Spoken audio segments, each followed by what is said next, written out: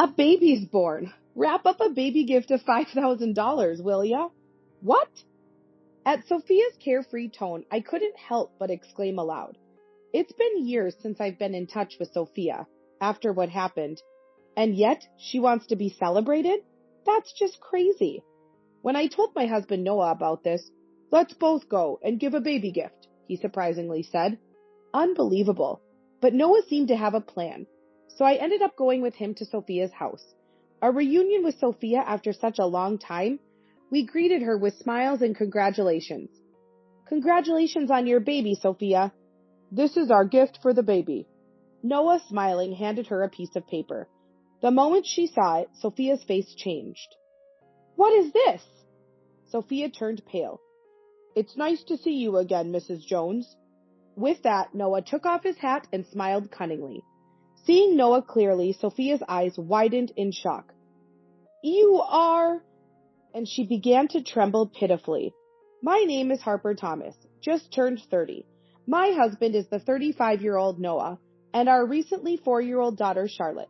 This is our family of 3. A normal, peaceful life, but the journey here wasn't smooth. Actually, this is my second marriage.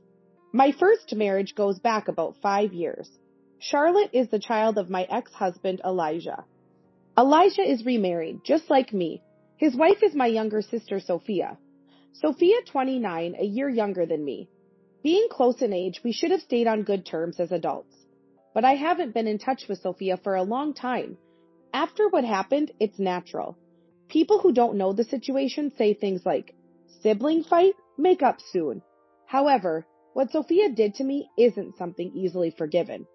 What happened between us sisters? There lies a complex situation. As kids, I remember Sophia and I were just ordinary close sisters.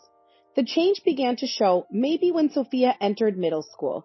She realized she had a cute face, started getting into fashion, experimenting with clothes and hairstyles, and dieting more. Naturally, her studies started to suffer. Sophia was getting scolded more and more by our parents and teachers. Moreover, my presence probably added pressure on her. Not to toot my own horn, but I was relatively good at academics, maintaining decent grades. Sophia would get upset being compared to me. Of course, I tried to support her. I'd ask our parents not to be too hard on her, and sometimes helped her with her studies. But interest can't be forced. Her grades didn't improve, and Sophia dove deeper into beauty. She started wearing makeup, and by high school, she even appeared in magazines as a model. Sophia's circle of friends had become quite flashy, but she still looked up to me. Big sis, top of the class again. You're so smart. I really admire you. I brag about you to all my friends. She often said things like that warmly. Eventually, I entered a prestigious university. A year later, Sophia went to a beauty school. It was around then that something puzzling happened. I was at a cafe near the station working on an assignment when I heard a familiar voice. It was Sophia and her friends. They mentioned using this cafe sometimes. It was awkward, but they couldn't see my table from where they were, so I stayed put. Soon, one of Sophia's friends said, This is near South University, right? Your sister goes to South University, doesn't she? So smart, wow. Then Sophia said something unbelievable. Yeah, that plain Jane who does nothing but study. I couldn't believe my ears, but it was unmistakably Sophia's voice. Wow, Sophia, that's harsh.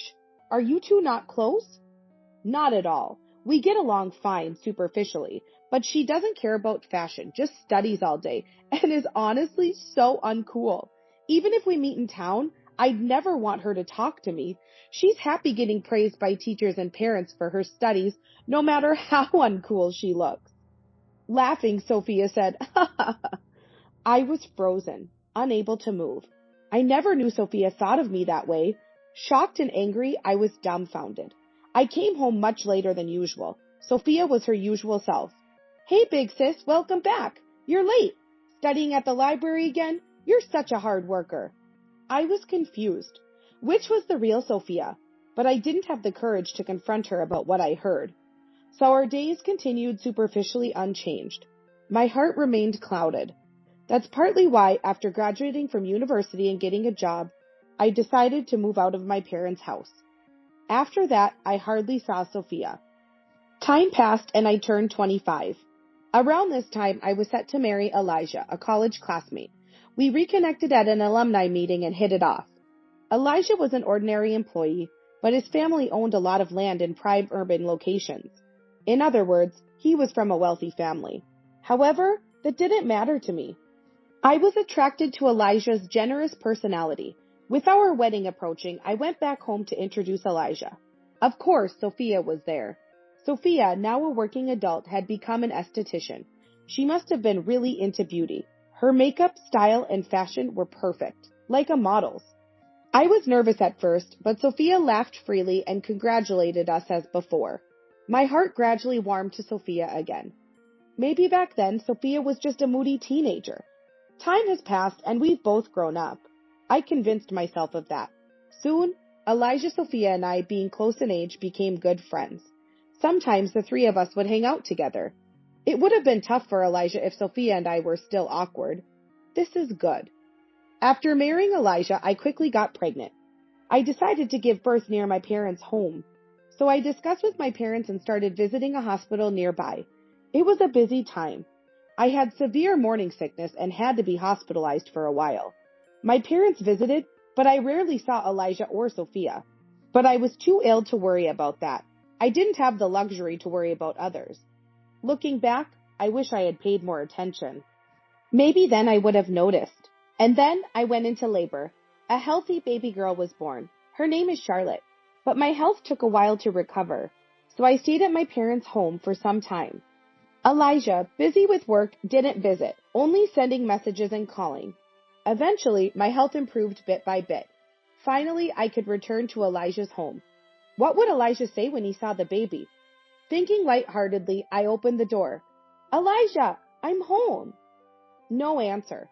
As I opened the living room door, a shocking scene unfolded. Elijah and Sophia, half-dressed, intimate, like lovers. What? I was speechless. Elijah hurriedly got dressed. In contrast, Sophia was oddly calm. What the heck is going on? Harper, this is a misunderstanding. Welcome back, big sis, Sophia said, smiling. Not welcome back. Explain this. What? Isn't it obvious?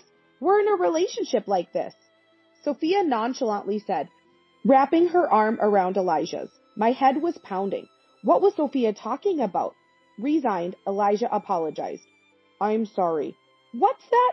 I can't believe this. It's unbelievable, both of you. Even with me and Charlotte here, it's just wrong. Confused, I rushed out of the house. But where could I go? Reluctantly, I took Charlotte and went back to my parents' house. As I explained the situation to my parents, my mobile phone rang. It was Elijah. I'm sorry for surprising you earlier, Harper, but Sophia and I have developed feelings for each other. I want a divorce. What? What are you talking about? We have Charlotte, remember? Child support for Charlotte. So? I couldn't understand what he was saying. Confused, I listened to Elijah's explanation, why he got involved with Sophia. It seems Elijah found Sophia cute the first time he saw her, but she was his wife's sister. They became close as relatives of similar age. Then I was hospitalized for morning sickness. During that time, Elijah and Sophia grew closer. Sophia had tearfully confessed that I had always been mean to her since we were kids. Big sis always called me stupid. I never said such terrible things. It was clearly a lie by Sophia, but Elijah believed her story. His own complexes played a part in this. Elijah, coming from a wealthy family, had entered university through a large donation. In other words, it was an unfair admission.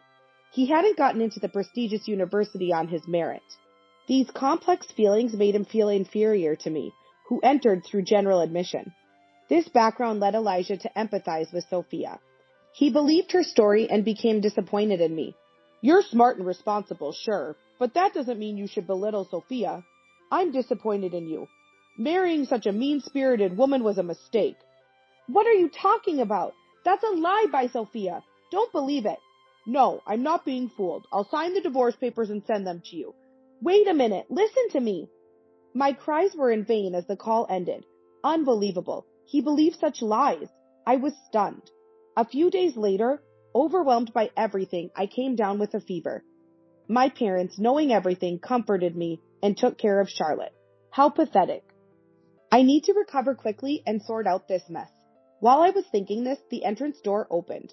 I thought it was someone else, but it was Sophia. Oh, big sis, you're here at home, Sophia said nonchalantly as she returned. I couldn't suppress the trembling anger. What are you talking about? What do you mean, Sophia? Lying and deceiving Elijah, I shouted. My parents heard the commotion and rushed over to stop us. But we didn't stop. I've always hated you, big sis.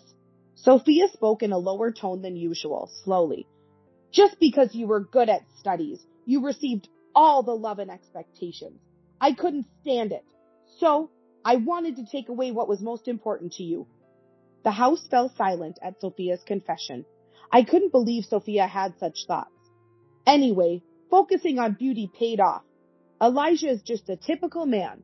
Fell for it easily. Sophia spoke with a smile. I was speechless. So the Sophia in that cafe was her true self. What had I been seeing all this time? The real Sophia hated me so much. I had only seen the convenient illusion of a doting Sophia. Stunned, I watched as Sophia casually gathered her things to leave. Elijah's house is so plain and tacky. It's not my taste at all. I'm going to change everything.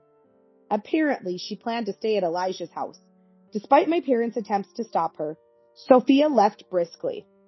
Dizzy, I found myself sitting in the hallway. Then, my daughter Charlotte began crying in the other room. I needed to comfort her, but I couldn't move. Supported by my parents, I finally managed to stand up.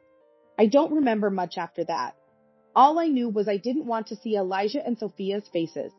After discussing with my parents, we concluded that divorce was the only option. I cried, not for myself, but for Charlotte. Even in this situation, Elijah showed no concern for her. Such a terrible father. But then, maybe it's better not to have such a father. That thought was one of the reasons I decided to divorce. I quickly signed the divorce papers Elijah had mailed and delivered them to the office. Thus, my first marriage ended unceremoniously. Fortunately, my parents supported me. They harshly told Sophia not to come back home. Thanks to that, I never had to meet Sophia again. Gradually, I regained my composure. Sophia and Elijah might have married, but it no longer mattered to me. I had to protect my life with Charlotte.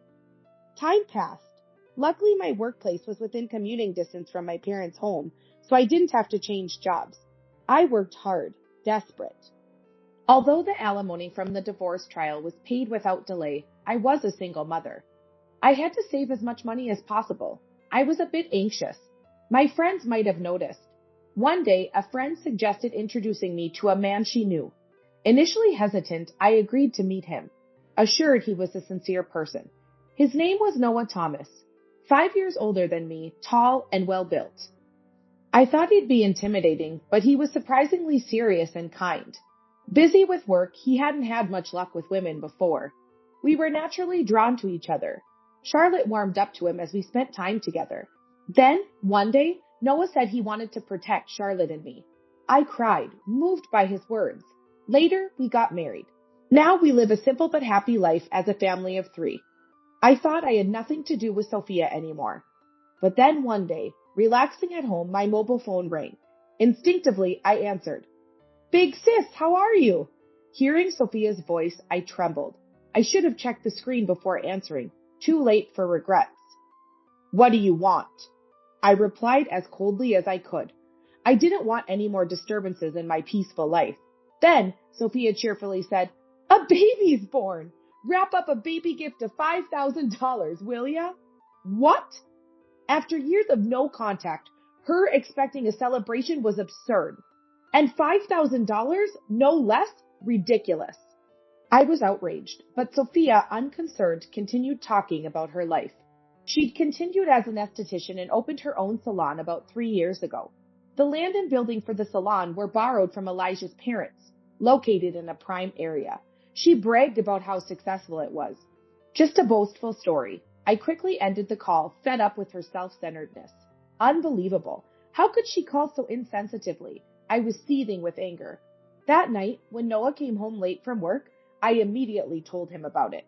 Noah had been busy lately, always coming home late. But we made a point of having dinner together. He always valued our communication, saying from the beginning of our remarriage, I want us to talk about everything. Over dinner, I told Noah. Elijah's sister called? She's running a beauty salon now? Seems like it. Her ex-husband was wealthy, so he probably helped with the funding. What's her name? Sophia. She's now Sophia Jones. After I answered, Noah thought for a moment, then said, I see. That's what it is. What? What's wrong? Well, how about we both take a baby gift and visit Sophia's house? Noah suggested with a sly smile. What? Why would we do that? I don't want to. Calm down. I have a plan. He then shared a surprising fact and proposal with me. I was taken aback. When the weekend came, Noah and I, having left Charlotte with my parents, arrived at Sophia's house. It was a large, impressive home. Welcome. Sophia, smiling, greeted us at the door. She looked perfect, even post-pregnancy. It's been a while. You haven't changed, Sophia. I forced a smile. Then Sophia said laughingly, Of course not. I never neglect my beauty routine. Don't want to be cheated on like someone. Typical Sophia. I almost got angry, but I had to hold back for now. Sophia led us to her spacious living room. A baby was sleeping in the crib. Look, my daughter Amelia. Cute, right? Amelia did look adorable, much like Sophia, but maybe it was my imagination that her facial features seemed a bit harsh. So about that thing? Sophia gestured for money. How audacious. Just as I was about to retort, Noah put his hand on my shoulder. Nice to meet you. I'm Harper's husband, Noah. He bowed slightly, wearing his hat low over his eyes. Ah, okay, Sophia muttered disinterestedly. Noah then quickly pulled out a piece of paper from his inner pocket. This is our gift for the baby. Congratulations on your baby, Sophia. Upon seeing the paper Noah handed her, Sophia's complexion changed. What is this? She turned pale. Then Noah swiftly removed his hat. Nice to see you again, Mrs. Jones. I'm Noah Thomas from the police department. Seeing Noah clearly, Sophia's eyes widened in shock. You, the detective who came to my salon. She began to tremble. The baby gift Noah had handed over was actually a search warrant, a court-authorized document allowing the search and seizure of her home. Sophia, unable to hide her agitation. She had been committing fraud in her aesthetic salon, deceiving customers with false promises like guaranteed weight loss and selling dubious products. She enrolled them in expensive courses with little benefit, without proper explanation. She kept repeating such actions. Sophia had been warned by the Federal Trade Commission, but ignored it. Victims increased, contracts were forced, and Sophia even filled out paperwork herself. Several police reports were filed. Finally, the police started a forced investigation at the salon, led by Noah. Noah, a police officer by profession. Sophia cleverly hid evidence in her store, making it difficult for Noah to find proof. This case was the reason for Noah's late returns recently. By chance, the investigation subject turned out to be my sister. Sophia's call about the baby gift provided an opportunity to visit her home. To avoid raising her suspicions, Noah decided to use the baby gift as a pretext. Thus, Noah concealed his identity until the last moment, successfully entering Sophia's house. Noah signaled with his radio. Simultaneously, several police officers who had been waiting outside entered. Sorry, but this was the only way to get into your house. Then Elijah arrived. What's all this commotion? What's going on, Sophia? Sophia could only groan in response to Elijah's questioning. The police started searching various parts of the house, seizing numerous items in cardboard boxes. As Elijah began to understand the situation, he questioned Sophia further. He seemed unaware of my presence. In panic, Sophia suddenly lunged at one of the officers entering the house. Stop! Don't mess up my house! Sophia shouted. Noah raised his voice. Don't interfere! I'll arrest you for obstructing public duties. Hearing arrest, Sophia reluctantly let go. Her face twisted in frustration. But this wasn't the end for Sophia. She glared sharply at Noah. I'll tell Sebastian, Elijah's father. He knows many high-ranking police officials. He could easily cover this up. Sophia was relying on Elijah's father, a wealthy landowner with extensive connections. In her desperation, she turned to Elijah. You can do it, right? Your father has always used donations to influence people. What are you saying in front of the police? Elijah was flustered. Sophia, in her panic, lost the ability to think rationally. Noah spoke calmly. The Jones family, right? Old landowners. Sebastian Jones, Elijah's father, a former city council member and wealthy man. So, what about it? He's already been indicted for bribery in a corruption case. He's currently in custody. What? My father? Now it was Elijah's turn to panic. The Jones family was wealthy, but apparently involved in corruption. Elijah's fraudulent admission to university suggested a family habit of solving problems with money. Why is my father-in-law involved in this? I don't know. Sophia, were you committing fraud at your salon? Shut up. Now's not the time. Elijah and Sophia began arguing bitterly. Amidst the chaos, I quietly addressed Sophia. Isn't it time to give up? It's unbecoming. What did you say? You lied again. 4 years ago, you made up lies about me to Elijah, crushing my heart. And now, deceiving your clients for your own benefit? No matter how beautiful you are, your heart is ugly, the lowest of the low. What? Sophia opened her mouth to respond, but then a police officer's voice came from the back room. We found a work computer. Sophia bit her lip in frustration, likely knowing it contained incriminating evidence. Mrs. Jones, we'll discuss this in detail at the station. Please come with us. Sophia slumped in defeat, her face a picture of despair. It seemed she no longer had the energy to resist. Initially, Sophia denied the fraud charges at the station, but analysis of her computer's data uncovered evidence. She was arrested for fraud, extortion, and forgery. Her aesthetic salon, opened 3 years ago, was apparently in the red from the start. Her aggressive product promotions were desperate attempts to secure sales. But she didn't want anyone to know about her worsening financial situation. Pride had driven her to claim her business was thriving. Her sudden demand for a $5,000 baby gift must have been employed to cover her shop's losses. Dozens of customers had filed complaints against Sophia. The salon, facing hefty damages, went further into debt and closed down, leading to bankruptcy. Elijah and his family, who had invested capital, were furious. Understandably, Sophia was divorced. But Elijah's family wasn't spared either. His father, Sebastian Jones, was arrested for bribery. Their family had to liquidate all their properties to cover debt. Elijah, who had worked for his father's real estate agency, found himself ousted when other executives took control following his father's arrest. He later found work at an unrelated company, but he struggled, being overworked and underpaid. In such a state, he couldn't possibly take care of a child. Amelia, their daughter, was temporarily placed in children's foster care. Poor Amelia's birth into such a family seemed nothing but misfortune. Amidst these tumultuous days, I had been pondering something. Months later, I attended Sophia's trial to ensure she showed remorse. It felt like my final duty as her sister, but reality was harsh. In court, Sophia kept insisting, I'm not at fault, denying all fraud charges despite clear evidence. I only helped because the client said they wanted to lose weight, to be beautiful, she argued. Dark circles under her eyes, her appearance had turned frightful. Her hair was disheveled, her once cared-for beauty was gone. Her life choices were evidently reflected in her face. Sophia's state was pitiful. Reflecting on everything, I realized it all started with her jealousy towards me. But I never mistreated her. Our parents, initially upset with Sophia's lack of interest in studies, had stopped scolding her. Sophia had developed her complexes and twisted perceptions on her own. Afterwards, Sophia began to lie blatantly. It continued until the lies became her truth. Now, Sophia is just averting her eyes from reality. She concocts twisted facts and doesn't believe she's at fault. This is the result of her delusions. Poor Sophia. Eventually, the verdict was given. Due to the severity of her actions, she received no probation and was sentenced to 3 years in prison. It was expected. Yet, I couldn't help but wish for her to wake up to reality. I hope she considers the pain her lies caused others, even just a little. In prison, I hope she takes a hard look at herself. Months later, on a certain holiday, Charlotte, Noah, and I were at the park.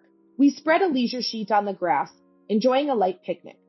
I want to eat the tuna sandwich first, Charlotte exclaimed. Hey, Charlotte, save some for Dad, Noah replied, and she laughed joyfully. We were back to our happy life. It reminded me of my own peaceful family upbringing. One thing is clear from this ordeal. I'm not perfect. I felt envy too. But rather than harming others with petty jealousy, I want to cherish empathy and focus on the small joys of daily life. That way, I won't be consumed by dark emotions. Charlotte and Noah happily ate their sandwiches. I quietly wished for these tranquil days to last forever.